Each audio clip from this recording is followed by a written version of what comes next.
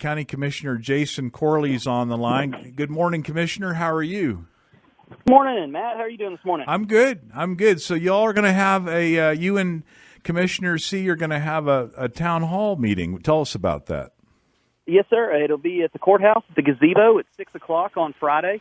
That way, everybody who hasn't been able to come down for the budget hearings will have the opportunity to come down and, talk to us, make their opinions on the matter known. So should people bring pitchforks and torches, or what kind of a meeting is this going to be exactly? I mean, just give everybody an opportunity to come down, talk with us about the tax rate, talk with us about the budget. Just want to make sure we give everybody that opportunity.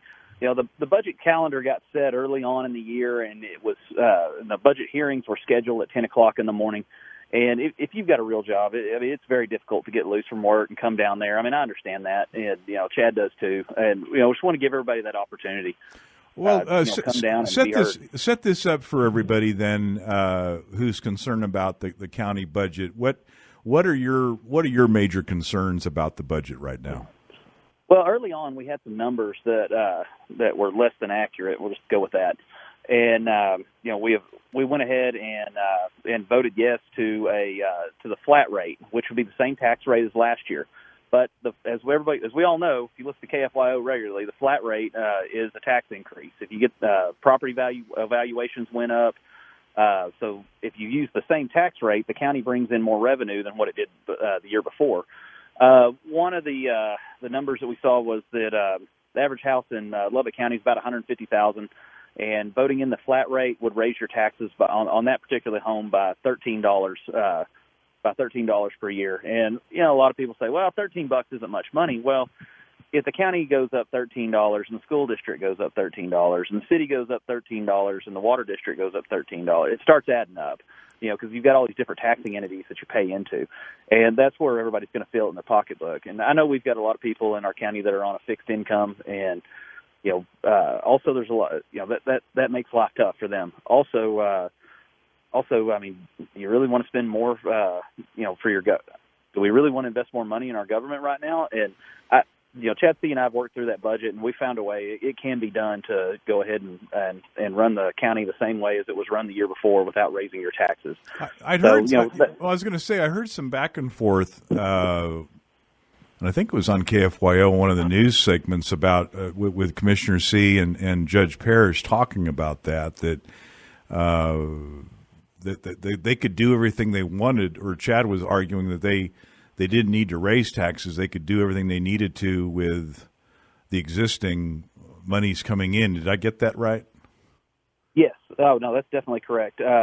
Once we got some good numbers in, and started going through it, I mean, we found about $3.6 million worth of cuts that, money could be moved around and reallocated in different places. One of them that we saw was in the courts in their budget was there's not any we don't have any capital murder trials scheduled for next year. So that made about an $850,000 difference. It costs money to go to court. You've got to pay jurors. You're paying out a lot of expenses for those capital murder trials. But if we don't have any of those scheduled, then we don't need to allocate money, that extra money that direction. Now the year after that may be a different story. But for next year, that was one of the areas that we found it.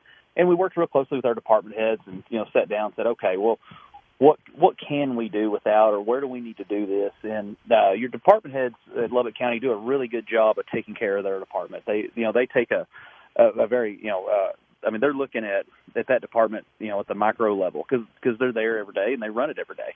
Well, the county commissioners, we kind of have to look at the whole county at kind of the macro level. So, we're looking at the whole and trying to decide where to move money around, what's going to be the best use of those funds for that year. And it changes year to year. One of the things that we want to put a stop to is using the public safety and the sheriff's office as a bargaining chip on raising taxes. If public safety is what's important, and it is, then we need to fund that first, and then everything else is up for discussion. But we said in our campaigns we're going to make that a priority, and we have. And that's something we just wanted to give everybody the opportunity to come out, visit with us about. Tell us your concerns. What are you hearing? What are you seeing? What's a priority to you? We want to make sure that we're accurately representing the people that we represent. If I ever have to take a long train trip with you, I won't have to worry about holding up my end of the conversation. You're one of the fastest talkers I've ever met. Well, when you're trying to get a difficult concept across in a sound bite, you start to choose your words pretty carefully. Commissioner, what about the other commissioners on the court? I mean, are you and Commissioner Seay going to invite them to go to the town hall tomorrow as well, or are they? I mean, would you want them to come or?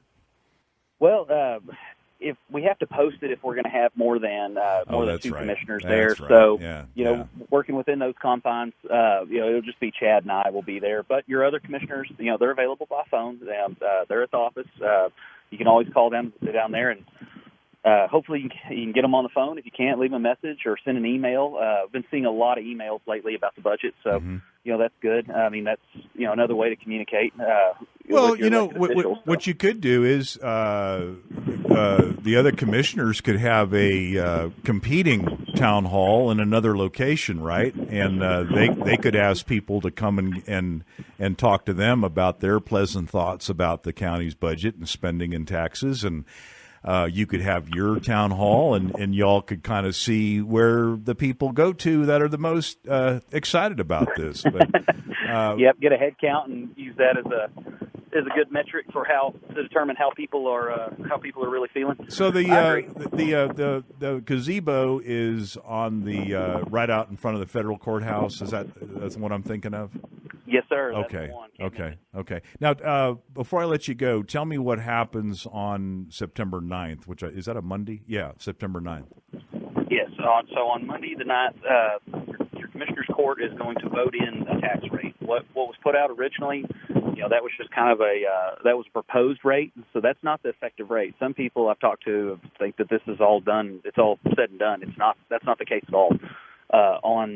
On Monday, at 10 o'clock, that's when the Commissioner's Court will vote on will vote to set the tax rate for next year, as well as vote to set the budget as well.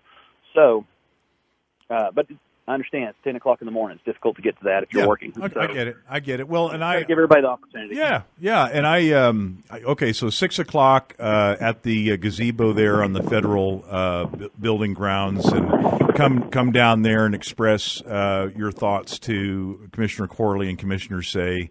I really appreciate you calling and letting us know that. I think that's a great idea. It'll be a great event. People can go down there and talk to you. And then they can all go to dinner. That was Jason Corley, County Commissioner, and again, he'll be at the gazebo, which is the pavilion, whatever you want to call it, right there in front of the federal courthouse tomorrow afternoon at 6 o'clock. Go down there and let him know how you feel about the county budget and taxes. Hopefully his wife will have his car running somewhere a block away, and she can get him out of there quick if things go south. You're listening to the Chad Hasty Show. I'm Matt Crow.